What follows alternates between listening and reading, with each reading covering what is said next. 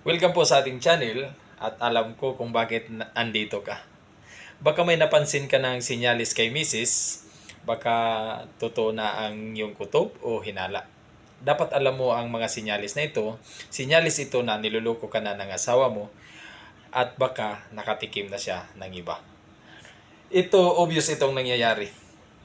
Pagdating ng Mrs. mo galing trabaho o galing sa lakad niya at nagdududa ka na baka may kakita siyang iba or tumikim na siya sa iba. Subukan mong ayain kaagad o subukan mong makipagtalik kaagad sa kanya.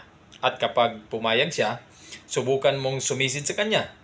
Kinakailangang maamoy mo at kung maaari makikita mo yung kanyang pipay dahil ang mga babae pagkakatapos lang yan makipaglaro sa ibang lalaki, mapapansin mo talaga na may mga pamamagang nangyayari doon sa kanilang pipay. Dahil yan sa supply ng blood flow.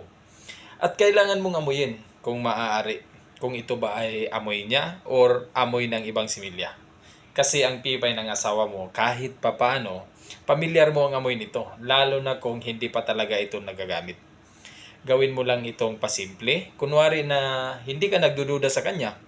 Dahil bago tayo dapat mag-react, dapat inaalam nating mabuti kung tama ba ang ating hinala. Okay?